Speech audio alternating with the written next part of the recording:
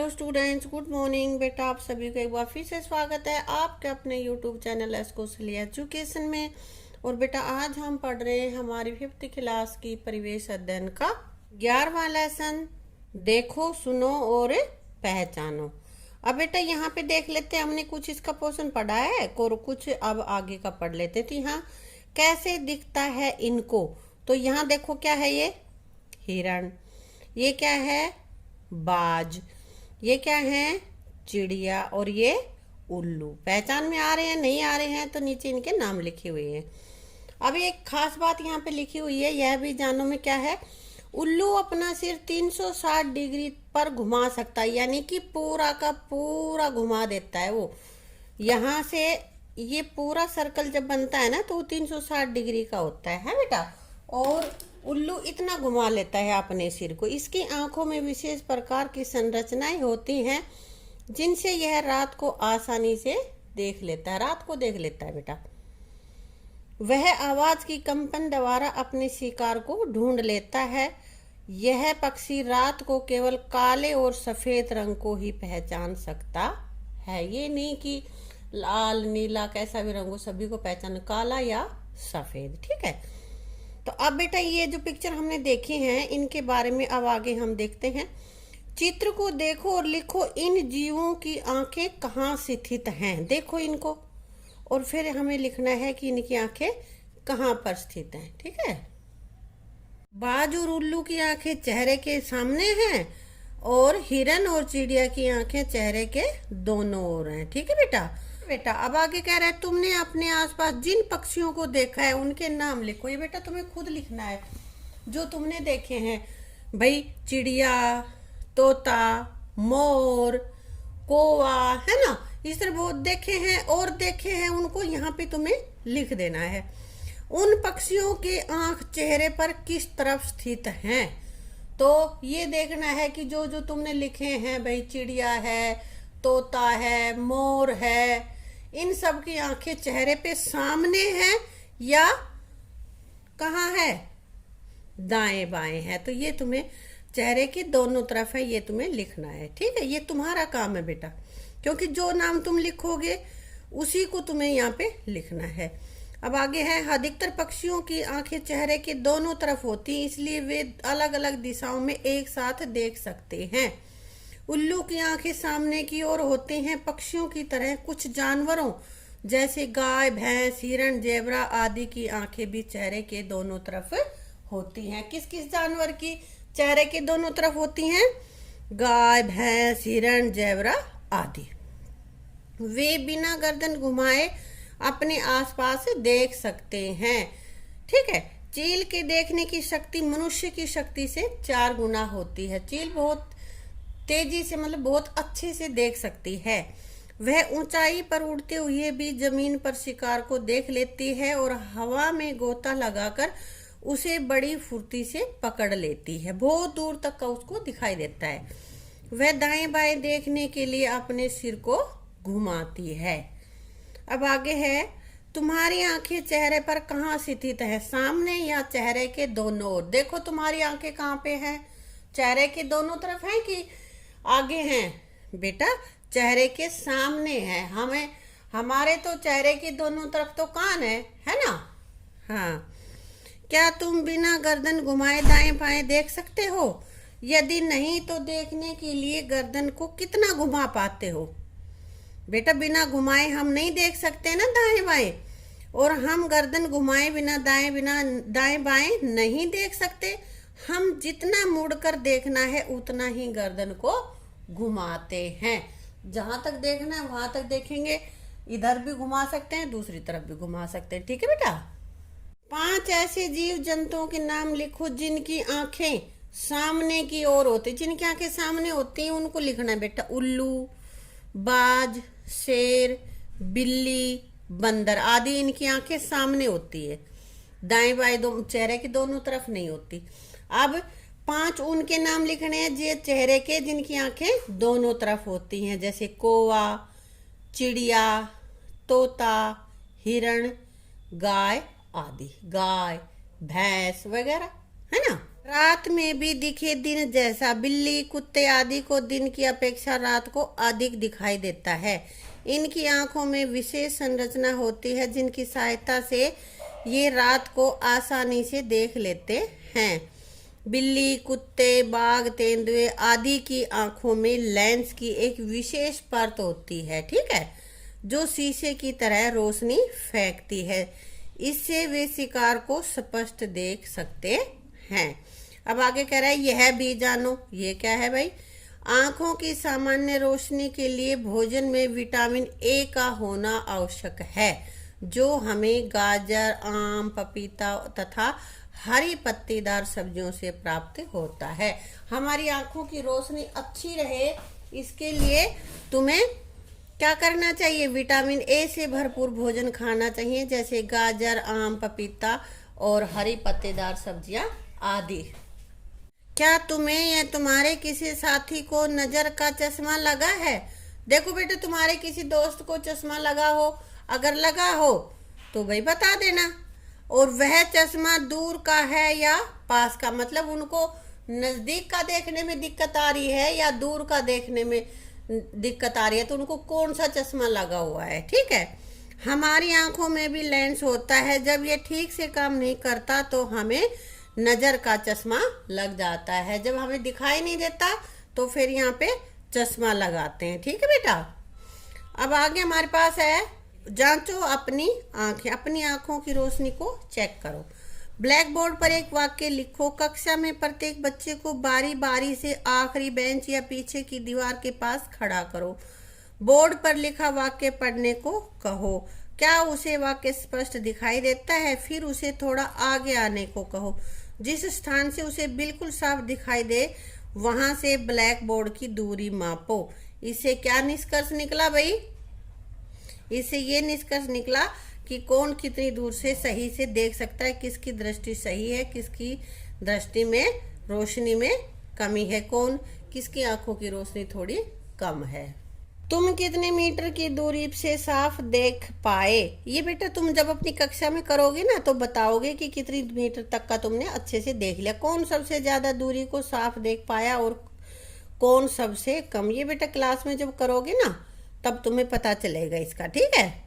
इसको क्लास में करने की जरूरत नहीं, तुम अपने घर पे भी कर सकते हो और घर पे अपने बहन भाई माँ बाप के साथ इस एक्सपेरिमेंट को करके और फिर बताना कि किसको ज़्यादा अच्छा दिखाई देता है। कमेंट बॉक्स में लिख देना बेटा ये, ठीक है। रजनी रात को पढ़ रही थी कि बिजली चली गई। थोड़ी देर के लिए तो उसे कमरे में कुछ दिखाई नहीं दिया। धीरे धीरे टटोलते हुए अलमारी तक पहुंची। वहां से टॉर्च निकालकर तब उसने जलाई, तब उसे दिखाई दिया। हमें जितने रंग दिखाई देते हैं उतने रंग जानवरों को दिखाई नहीं देते।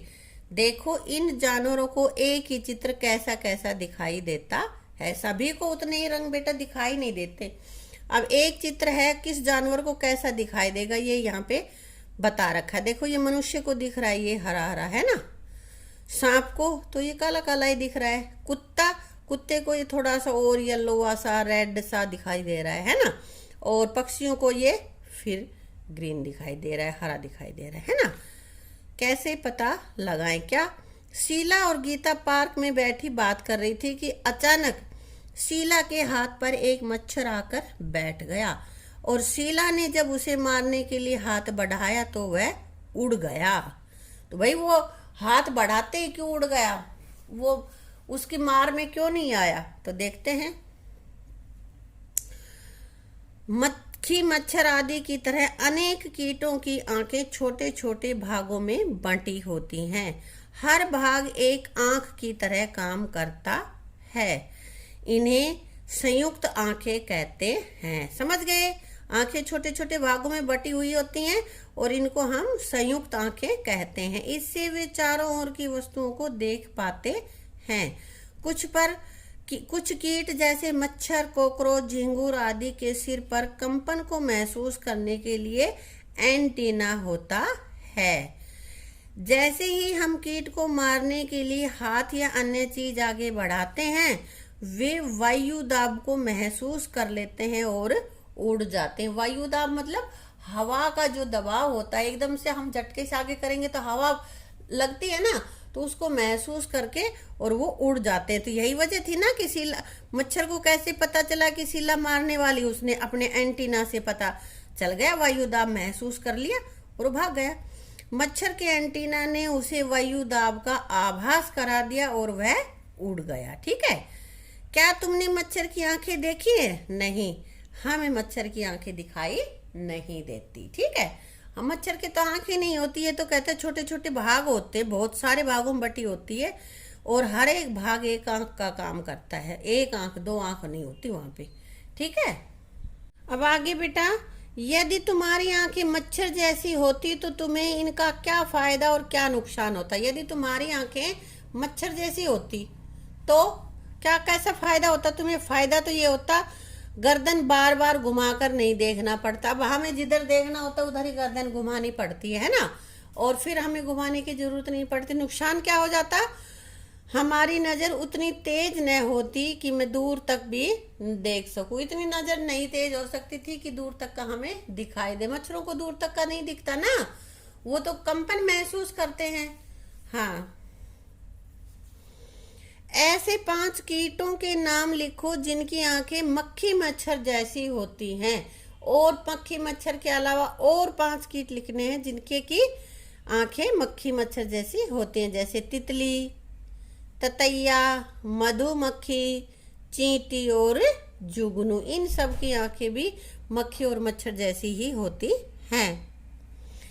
रंग बदलता गिरगिट। गिरगिट देखो अलग अलग रंग बदल रहा है ना, ऊपर कैसे रंग का है, नीचे कैसा है, गिरगिट है बेटा ये। तो गिरगिट की आंखों को देखकर ऐसा लगता है मानो वे बंद हों अथवा वह सो रहा है, लेकिन जैसे ही हम उसके पास जाते हैं वह तुरंत अपना रंग बदल लेता है। इसकी पलकें आधी बंद रहती हैं, प्रत्येक आंख चारों ओर घूम सकती है। गिरगिट लगता है कि सो रहा है लेकिन वो सोया हुआ नहीं होता। अब आगे, क्या तुमने कभी गिरगिट को रंग बदलते देखा है? यदि हाँ तो कब और कहाँ? बेटा गिरगिट में जिस क्षेत्र में वहां जैसी वस्तु के ऊपर होता है वैसा ही रंग अपना कर लेता है। अगर पत्तों के बीच में है तो बिल्कुल हरा हो जाएगा, घास के बीच में तो भी हरा हो जाएगा, लेकिन पेड़ का तना थोड़ा भूरा भूरा होता है ना, तो अगर वो तने पे है तो फिर वो थोड़ा भूरा भूरा अपना रंग कर लेता है। जिस पेड़ का जैसा कलर होगा उसको वो वैसा ही हो जाता है वहां पे। कौन कितना सोता है? जानते हो गर्मियों में दिखने वाली छिपकली सर्दियों में कहाँ चली जाती हैं? कहाँ चली जाती है? कम दिखाई देती है ना सर्दियों में। बहुत से जीव जंतु जैसे छिपकली, सांप, मेंढक सर्दियों में किसी जगह पर छुप जाते हैं ताकि वो स्वयं को सर्दी से बचा सकें। ये जानवर इतने दिनों तक खाए बिना कैसे रहते होंगे? तो ये तुम्हें सोचना है ना, कैसे रहते होंगे? भी खाते भी नहीं है। तो जीव जंतु, अपने आसपास पाए जाने वाले कुछ जीव जंतुओं को देखो और निम्नलिखित जानकारी लिखो। तो इधर जीव जंतुओं को नाम लिखना है। यहाँ पे वो जो वर्ष भर दिखाई देता है, गर्मियों में नहीं दिखता, सर्दियों में नहीं दिखता या केवल बरसात में दिखता है, ये लिखना है तुमने। अब यहाँ पे जानवर सबसे पहला मैंने लिख रखा है छिपकली। बरसात में ज्यादा दिखती है और थोड़ा बहुत गर्मियों में भी दिखती है, ये सारी साल नहीं दिखती है ना, तो यहाँ हमने लिख दिया बरसात में दिखती है। मेंढक, मेंढक भी बेटा बरसात में दिखता है। कौवा, कौवा तो सारी साल ही रहता है, जहां जब मन में आता है जब बैठ के काऊ काऊ शुरू कर देता है ना। सांप गर्मियों में ज्यादा दिखता है, वैसे बरसात में भी दिखता है। ठीक है, गर्मियों में और बरसात में वो ज्यादा दिखता है, बाकी दिनों पे नहीं दिखता। ठीक है बेटा, यहाँ पे तुम इनके अलावा और भी कोई जीव जंतु लिख सकते हो अपनी मर्जी से कि कौन, जिसका तुम्हें पता है कि कौन सा पूरे साल दिखाई देता है, कौन सा गर्मियों में दिखाई देता है, कौन सा सर्दियों में दिखाई देता है। ठीक है। अब बेटा आगे है, बनाओ अपनी घड़ी। ये देखो पूरा एक सर्कल बना दिया है और उसमें ये लाइनें खींच रखी हैं। तो तुम एक दिन में कितने घंटे सोते हो? अपने सोने और जागने की समय अवधि को सामने दी गई घड़ी में गहरे रंग से दर्शाओ। तो यहाँ पे बताना है कि तुम कितना सोते हो। ये घंटे हैं, 24 के बाद ये 3 घंटे, फिर 3 घंटे 6, फिर 3 घंटे 9, फिर मतलब हर एक ये जो एक भाग है ये 3 घंटे को दर्शा रहा है और पूरा है ये 24। तो दिन और रात दोनों मिलाकर टोटल कितना समय होता है हमारे पास? 24 घंटे। तो 24 घंटे ये सुई को, घड़ी को इसको दिखा रहा है, और एक जो इसका भाग है वो 3 घंटों को दिखा रहा है। ठीक है। तो अब ये नीचे कुछ कह रहा है कि कुछ जानवरों के सोने की अवधि दी गई है। सोए हैं वो कितने समय तक सोते हैं वो यहाँ पे दी गई है। उनके सोने की अवधि नीचे दी गई घड़ियों में गहरे रंग से भरकर दिखाओ। अब यहाँ पे गाय है, गाय कितने घंटा सोती है? 4। तो देखो इसमें से 4 क्या करेंगे, 3 का तो एक खाना है, ये पूरा हो गया। अब इसमें 4 घंटा सो रही है, तो क्या करेंगे, इसके एक और जो है उसके 3 हिस्से करेंगे। 1 2 3 हो गए ना, और ये 3 और 1 4 घंटे यहाँ तक हो गया। ये यहाँ तक 3 तो ये पूरा और 1 यहाँ इसका पोर्शन। ठीक है, आगे समझ में। अजगर 18 घंटे सोता है, तो बेटा 3 घंटे 3 घंटे 3 3 3 3 कितने हो गए? 3 एकम 3 3 दून 6 3 3 9 3 चौक 12 3 5 15 3 छिंग 18। तो अजगर कितने घंटे सो गया? 18 घंटे।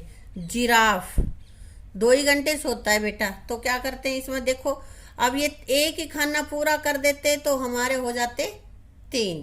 तो इसके 3 हिस्सों में से 2 हिस्से रंग दो तुम और 1 हिस्सा छोड़ दो। ठीक है। बिल्ली 12 घंटे सोती है बिल्ली, तो क्या करेंगे, 24 है, आधा आधा 12 कर दो। जरूरी नहीं इधर वाले आधे ही हम करेंगे तो ही सही है, कोई भी 4 खाने यहाँ पे कर दो, चाहे इधर वाले कर दो चाहे ये वाले कर दो। ठीक है बेटा, आया समझ में? हाँ। अब बेटा इसी के साथ ये वीडियो हम अपनी यहीं पे समाप्त करते हैं।